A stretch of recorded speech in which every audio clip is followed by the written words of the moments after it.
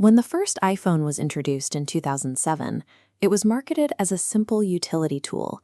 It was a digital Swiss Army knife, equipped with a map, a calculator, and a music player, designed to be pulled out of your pocket only when you needed it. For early Generation Z, childhood still existed largely in the physical world. Development was driven by synchronous, face-to-face outdoor play. That original smartphone left human childhood mostly intact. It was a tool we actively chose to use, not a platform designed to use us. That dynamic shifted rapidly between 2009 and 2015. With the launch of the App Store, followed quickly by push notifications and the like button, phones transitioned from passive tools into active attention-harvesting platforms. Most of these apps are free to download, but there is a massive shift in time usage occurring. The average teenager now spends between 6 and 16 hours of their day interacting with a screen. Economists call this concept opportunity cost.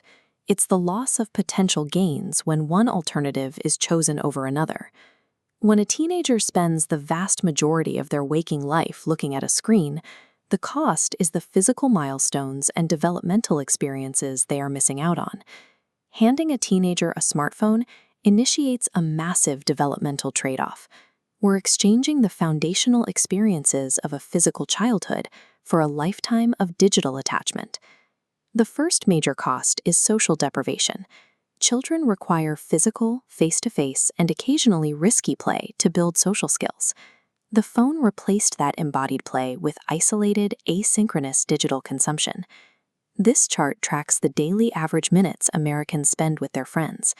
If you look at the youngest group, ages 15 to 24, you can see the exact moment they isolated themselves. Beginning in 2013, the time spent physically socializing drops straight down. And even when teams manage to be in the same room, the mere visibility of a smartphone degrades the interaction, communicating to the other person that they are less important than a potential notification. The second cost is biological, the severe loss of restorative sleep.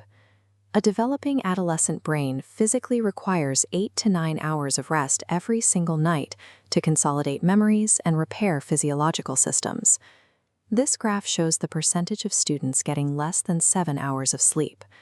Right after 2013, matching the exact timeline of smartphone adoption, the lines for both boys and girls spike sharply upward. This free device starves the teenage brain of its two most critical biological nutrients: real-world human connection and neurological restoration. The third cost is the destruction of focus. True attention is the active choice to stay on one mental path while purposefully resisting the urge to take attractive off-ramps. But the modern teenager endures an average of 19 notifications every single day. Their daily routine is fractured by constant, almost irresistible digital off-ramps. This constant context switching impairs the development of executive function. Executive function is the brain's ability to make plans, regulate emotions, and control impulses, a skill centered in the frontal cortex, which is actively maturing during puberty. Because of these endless interruptions, heavy smartphone use mimics and even exacerbates the symptoms of ADHD, leaving teens in a chronically dazed and scatterbrained state. This constant fragmentation interferes with the maturing brain's ability to focus. We are effectively training a generation to flit between stimuli, rather than develop the internal control required for sustained thought. If this trade-off makes teenagers depressed, isolated, and exhausted, why do they voluntarily continue it?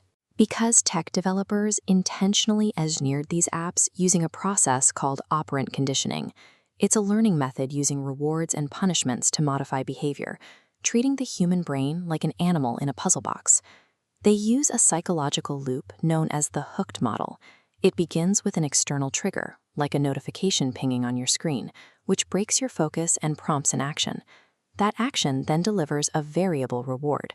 A variable reward is an unpredictable outcome, like opening an app and discovering a rush of new likes. Because the reward isn't guaranteed every time, the brain becomes obsessed with checking again. This process relies heavily on dopamine. Dopamine doesn't just make you feel pleasure, it acts as an active neurological craving. It forces the user to invest more of themselves into the platform, ensuring the loop repeats. Teenagers are not lazy, and they do not lack willpower. They are developmentally outmatched by billion-dollar slot machines engineered specifically to hack their reward circuitry. The modern phone-based childhood has become an engineered ecosystem of behavioral extraction. The sheer volume of time spent passively scrolling lays down neural pathways that hardwire these deficits into the maturing brain. Asking a 12-year-old to use individual discipline against this level of psychological manipulation is insufficient.